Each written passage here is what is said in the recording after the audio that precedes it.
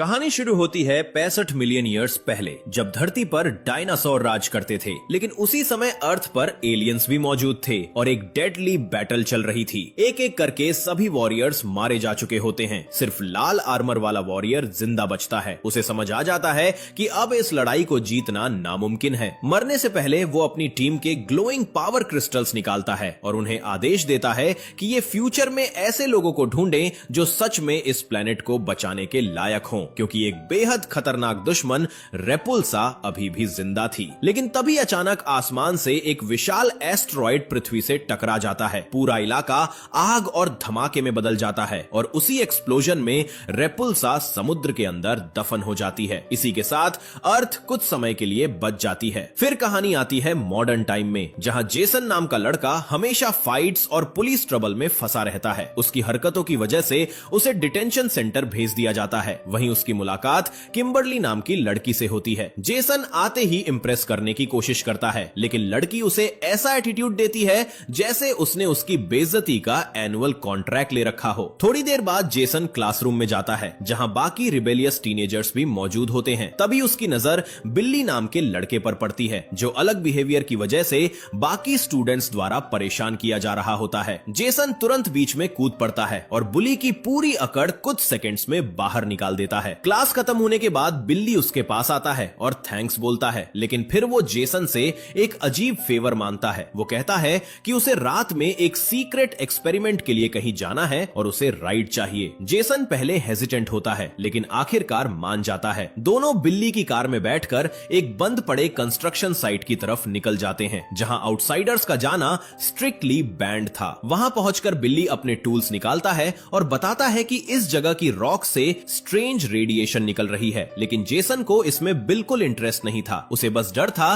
कि कहीं पुलिस फिर से उसे पकड़ ना ले। उधर उसी जगह दो और स्ट्रेंजर्स भी पहुंच चुके होते हैं। एक होता है जैक और दूसरी त्रीनी। जब जेसन वापस कार की तरफ जा रहा होता है, तभी उसे जंगल की तरफ से म्यूजिक सुनाई देता है। वो आवाज फॉलो करता है और शॉकिंगली वहां किम्बरली को देखता है। अचानक किम्बरली ऊंची चट्टान से सीधे पानी में जंप मार देती है। जेसन को लगता है लड़की डूब गई, इसलिए वो हीरो बनकर उसकी तरफ भागता है। लेकिन अगले ही पल उसे समझ आ जाता है कि किम्बरली को किसी की मदद की जरूरत नहीं है, बल्कि अब वो खुद क्रीप लग रहा था। इसी दौरान बिल्ली अपना एक्सपेरिमेंट शुरू कर देता है। वो रॉक्स के आसपास डायनामाइट्स लगाता है और डेटोनेटर दबाते ही पूरा पहाड़ हिल जाता है। मैसिव एक्सप्लोजन के बाद सभी लोग उसकी तरफ भागते हैं। तभी त्रीनी सबको वहां से तुरंत निकलने के लिए वार्निंग देती है, लेकिन वार्निंग खत्म होने से पहले ही ऊपर की जायंट क्लिफ टूटने लगती है। हर तरफ चट्टानें गिरने लगती हैं और सभी लोग मुश्किल से अपनी जान बचाकर भागते हैं। जब सब शांत होता है,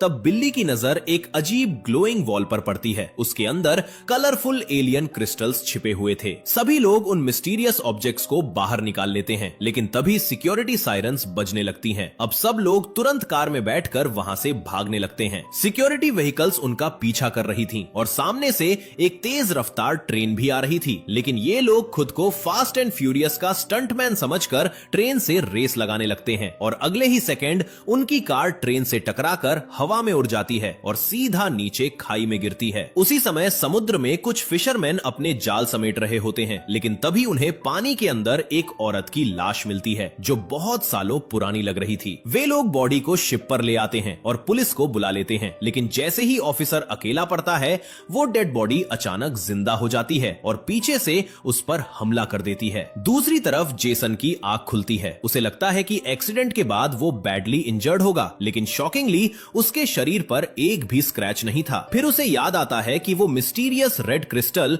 अभी भी उसकी पॉकेट में पड़ा है। जल्द ही पता चलता है कि बाकी लोग भी जिंदा बच गए हैं और सिर्फ जिंदा ही नहीं, उन सबके अंदर अब सुपर ह्यूमन पावर्स आ चुकी थी। कोई अनबिलीवेबल ताकत हासिल कर चुका था, तो कोई अब इंसानों से कई गुना तेज हो गया था। अब सभी टीनेजर्स समझ जाते हैं कि उन क्रिस्टल्स के पीछे कोई बहुत बड़ा रहस्य छिपा है। इसीलिए वो डिसाइड करते हैं कि उन्हें वापस उसी कंस्ट्रक्शन साइट पर जाना होगा, क्योंकि वहीं से उनकी जिंदगी पूरी तरह बदलनी शुरू हुई थी। कुछ ही देर में सभी लोग दोबारा उसी माइनिंग साइट पर पहुंच जाते हैं, लेकिन वहां पहुंचकर जेसन और किम्बरली शॉक हो जाते हैं, क्योंकि जैक और ट्रिनी सुबह से वहीं मौजूद थे। और सबसे डराने वाली बात यह थी, उन दोनों के पास भी अब सुपर पावर्स आ चुकी थीं। अब सभी लोग अपनी नई ताकतों को टेस्ट टेस्ट करना शुरू करते हैं। कोई इंसानों से कई गुना ऊंचा जंप मार रहा था तो कोई स्पाइडर की तरह सीधी चट्टानों पर चढ़ रहा था। कुछ ही सेकंड्स में ये लोग पूरी पहाड़ी के ऊपर पहुंच जाते हैं, लेकिन तभी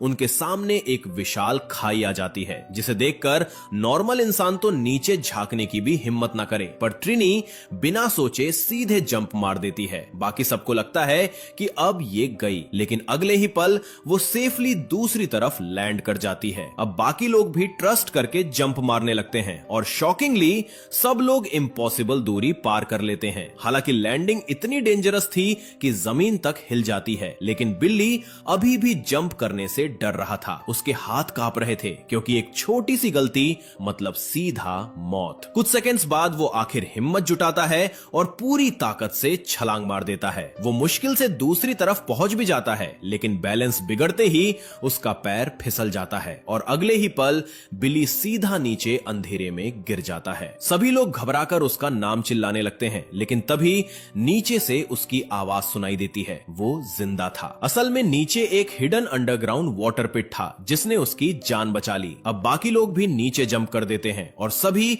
एक रहस्यमयी अंडरग्राउंड जगह पर पहुंच जाते हैं। यहां आकर उन्हें महसूस होता है कि उनके शरीर अलग अलग कलर्स में ग्लो कर रहे हैं। तभी बिली पानी के नीचे एक हिडन एंट्रेंस नोटिस करता है और क्यूरियोसिटी में सब लोग उसके पीछे डाइव लगा देते हैं। कुछ देर बाद उन्हें एक अजीब बैरियर दिखाई देता है जो फिजिक्स के सारे रूल्स तोड़ रहा था, लेकिन जैसे ही वो उसके अंदर जाते हैं पूरा एनवायरनमेंट बदल जाता है। अब वो एक मैसिव अंडरग्राउंड केव में पहुंच चुके थे। जब सब लोग उठकर आसपास देखते हैं तो उनकी आंखें फटी की फटी रह जाती हैं, क्योंकि वहां का पानी सीलिंग के ऊपर हवा में तैर रहा था और उससे भी ज्यादा शॉकिंग चीज उनका इंतजार कर रही थी। उनके सामने करोड़ों साल पुराना एक जायंट स्पेसशिप छिपा हुआ था। ऐसा लग रहा था जैसे वो जहाज सदियों से किसी का इंतजार कर रहा हो। धीरे धीरे सभी लोग उस स्पेसशिप के पास जाते हैं। तभी उनके पावर क्रिस्टल्स चमकने लगते हैं और अचानक स्पेसशिप का दरवाजा अपने आप खुल जाता है। अब क्यूरियोसिटी के चक्कर में सब अंदर चले जाते हैं। जहाज के अंदर की टेक्नोलॉजी देखकर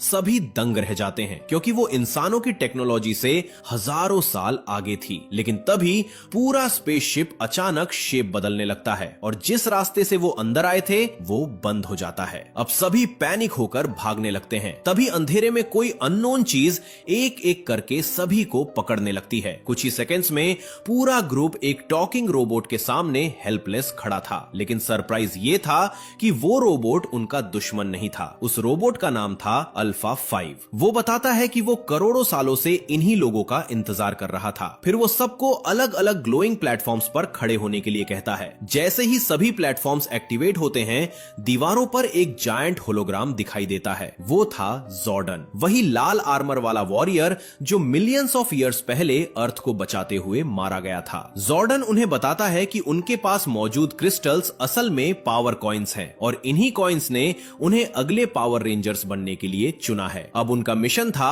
अर्थ के सबसे पावरफुल ऑब्जेक्ट जियो क्रिस्टल को बचाना, क्योंकि अगर रिपल्सा ने उसे हासिल कर लिया तो पूरी ह्यूमैनिटी हमेशा के लिए खत्म हो जाएगी। शुरुआत में किसी को जॉर्डन की बातों पर भरोसा नहीं होता। तब जॉर्डन उन्हें फ्यूचर की एक हॉरिफाइंग विजन दिखाता है। विजन में पूरा अर्थ तबाह हो चुका था। लोग पत्थर की मूर्तियों में बदल रहे थे और फिर धूल बनकर बिखर रहे थे और ये सब होने वाला था सिर्फ 11 दिनों के अंदर। विजन खत्म होते ही सभी लोग डर जाते हैं। अब जॉर्डन उन्हें बताता है कि अगर उन्हें अर्थ बचानी है तो उन्हें मॉर्फिन ग्रिड की पावर्स को कंट्रोल करना सीखना होगा, तभी वो अपने बैटल आर्मर्स में ट्रांसफॉर्म हो पाएंगे। लेकिन प्रॉब्लम ये थी कि कोई भी मॉर्फ नहीं कर पा रहा था, यानी पावर्स होने के बावजूद वो अभी असली पावर रेंजर्स नहीं बने थे। इसीलिए अल्फा 5 उन्हें ट्रेनिंग के लिए एक स्पेशल अरीना में ले जाता है जिसे द पिट कहा जाता था। वहां जायंट रॉक मॉन्स्टर्स क्रिएट किए जाते हैं ताकि ये लोग लड़ना सीख सकें। शुरुआत में मॉन्स्टर्स इन्हें बुरी तरह पीट देते हैं, कोई टिक ही नहीं पा रहा था। लेकिन कई दिनों की ट्रेनिंग, पेन और टीम वर्क के बाद धीरे धीरे सभी की फाइटिंग स्किल्स इंप्रूव होने लगती हैं। अब ये लोग मॉन्स्टर्स को हराने लगे थे, लेकिन प्रॉब्लम अभी भी खत्म नहीं हुई थी, क्योंकि इतनी ट्रेनिंग के बाद भी कोई अपने आर्मर में ट्रांसफॉर्म नहीं कर पा रहा था। तभी बिली मॉर्फिन ग्रिड की मदद से जियो क्रिस्टल की लोकेशन ढूंढ निकालता है और शॉकिंगली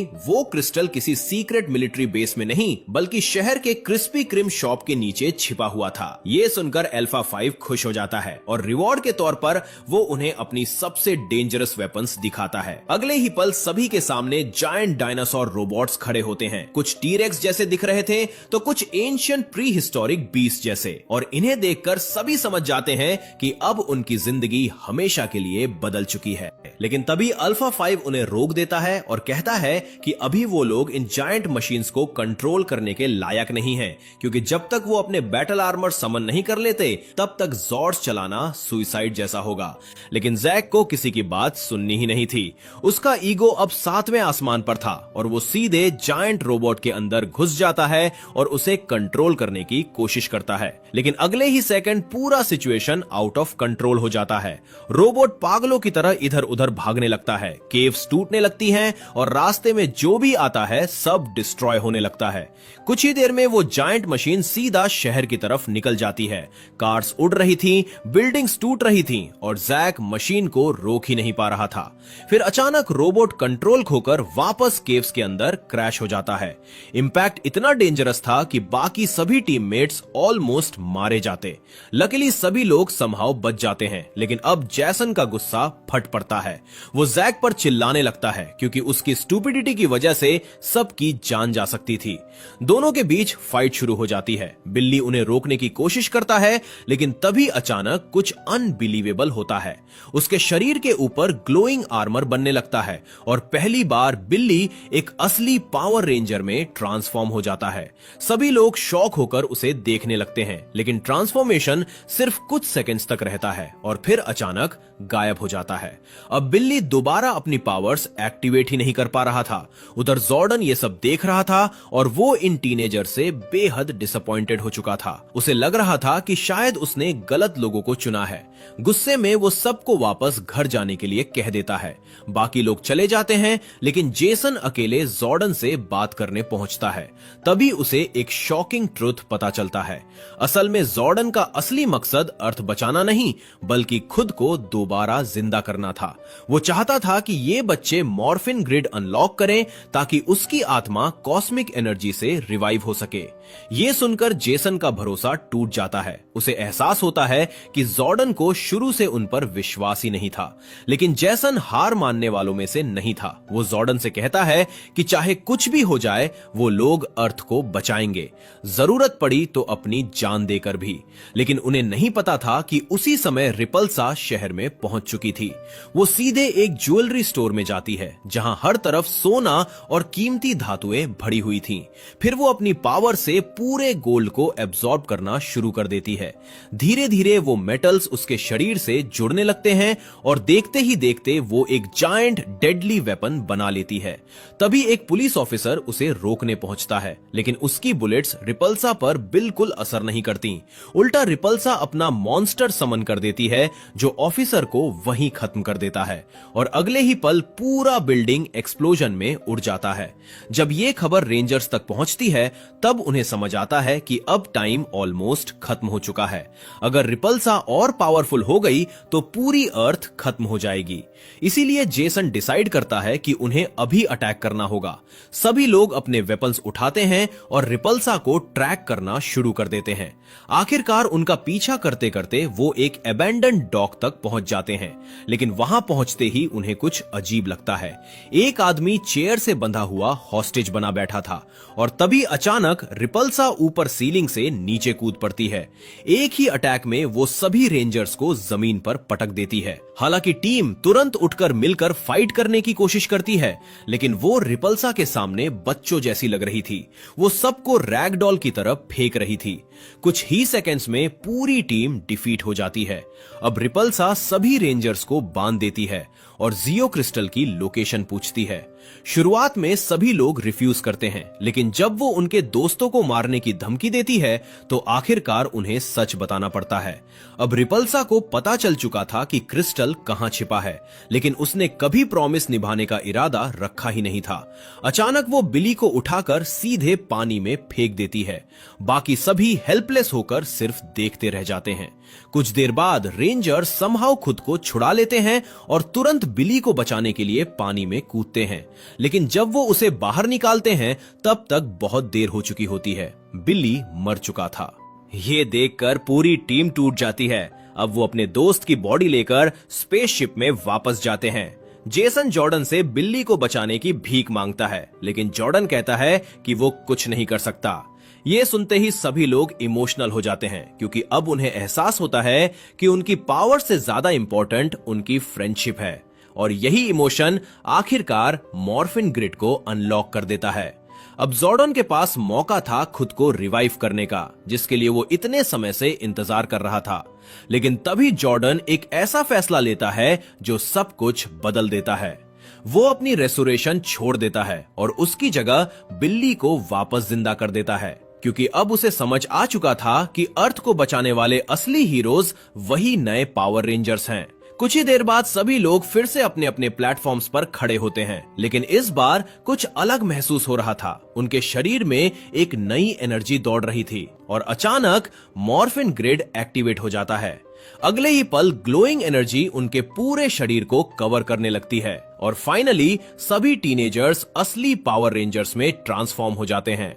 उसी समय दूसरी तरफ रिपल्सा एक गोल्ड माइन तक पहुंच चुकी थी, जहां वो अपनी डार्क मैजिक पावर्स इस्तेमाल करना शुरू करती है। धीरे धीरे आसपास मौजूद सारा गोल्ड हवा में उड़ने लगता है और फिर वो सभी पार्टिकल्स आपस में जुड़कर एक जायंट मॉन्स्टर का रूप ले लेते हैं, जिसका नाम था गोल्डार।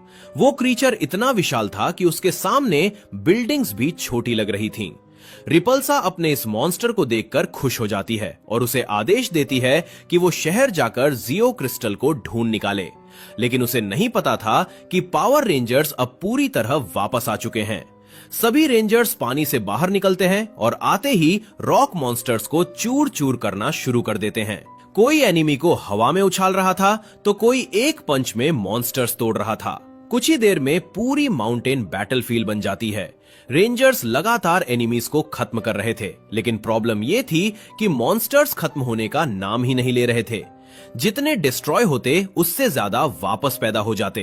तभी जैक अपना डायनासोर रोबोट समन करता है और जायंट मशीन के मशीन गन्स पूरे बैटलफील्ड पर गोलियों की बारिश शुरू कर देते हैं। कुछ सेकंड्स में सारे मॉन्स्टर्स उड़ जाते हैं, लेकिन तभी सभी नोटिस करते हैं कि गोल्डार सीधा शहर की तरफ बढ़ रहा है। अब रेंजर्स तुरंत अपने अपने जायंट रोबोट्स के अंदर जाते हैं और केव से लॉन्च होकर पूरे स्पीड में शहर की तरफ निकल पड़ते हैं। जब वो सिटी पहुंचते हैं तब तक गोल्डार आधा शहर तबाह कर चुका था। हर तरफ एक्सप्लोजन्स हो रहे थे, लोग पैनिक में भाग रहे थे और जायंट मॉन्स्टर बिल्डिंग्स तोड़ता हुआ आगे बढ़ रहा था। किम्बरली तुरंत अपने वेपन्स एक्टिवेट करके रिपल्सा पर हमला करती है ताकि उसका ध्यान हटाया जा सके, लेकिन इससे उल्टा रिपल्सा जमीन से काउंटलेस मॉन्स्टर्स समन कर देती है। अब पूरा शहर वॉर जोन बन चुका था। रेंजर्स बिना डरे एनिमीज पर टूट पड़ते हैं और रॉक मॉन्स्टर्स को खिलौनों की तरफ फेंकना शुरू कर देते हैं। लेकिन चाहे वो कितने भी मॉन्स्टर्स खत्म करें, एनिमीज बार बार वापस आ रहे थे, जैसे चींटियों की एंडलेस आर्मी। तभी रिपल्सा आखिरकार क्रिस्पी क्रीम की लोकेशन ढूंढ लेती है और गोल्डार को क्रिस्टल निकालने का आदेश देती है। ये देखकर सभी रेंजर्स जायंट मॉन्स्टर की तरफ चार्ज करते हैं और पीछे से हमला करने की कोशिश करते हैं, लेकिन गोल्डार उन्हें जोरदार ताकत से दूर फेंक देता है। उनके अटैक्स उसका कुछ बिगाड़ ही नहीं पा रहे थे। मॉन्स्टर्स बिल्कुल अनस्टॉपेबल लग रहा था। जबकि बाकी रेंजर्स गोल्डार से लड़ रहे थे, तभी किम्बरली एक डेंजरस प्लान बनाती है। वो बिली को लेकर हवा में ऊपर उड़ती है और फिर उसे सीधा रिपल्सा के ऊपर गिरा देती है। इंपैक्ट इतना पावरफुल था कि पूरा बैटलफील्ड हिल जाता है। शॉकवेव की वजह से गोल्डार जमीन पर गिर जाता है और रिपल्सा भी बुरी तरह क्रैश हो जाती है। कुछ सेकंड्स के लिए लगता है कि शायद बैटल खत्म हो गई, लेकिन तभी गोल्डार अपनी एनर्जी रिपल्सा के शरीर में भेजना शुरू कर देता है और अगले ही पल उसकी सारी इंजरीज हील हो जाती हैं। फिर जायंट मॉन्स्टर पूरी ताकत से जमीन पर वार करता है और उसी इंपैक्ट से जियो क्रिस्टल दिखाई देने लगता है, जो ठीक नीचे छिपा हुआ था। अब रेंजर्स समझ जाते हैं कि अगर अभी क्रिस्टल नहीं बचाया गया तो सब खत्म हो जाएगा। इसलिए सभी जायंट होल के सामने खड़े हो जाते हैं और अपने सारे वेपन्स गोल्डार पर इस्तेमाल करना शुरू कर देते हैं, लेकिन उनकी अटैक्स बिल्कुल बेअसर साबित होती हैं। उल्टा गोल्डार लगातार उन्हें कुचलना शुरू कर देता है। जायंट पंचेस से रेंजर्स जमीन में धंस रहे थे। लेकिन फिर भी कोई पीछे हटने को तैयार नहीं था। सभी अपनी पूरी ताकत लगाकर लड़ते रहते हैं। तभी रिपल्सा गोल्डार को आदेश देती है कि इन इंसानों को सीधे पिट के अंदर फेंक दो।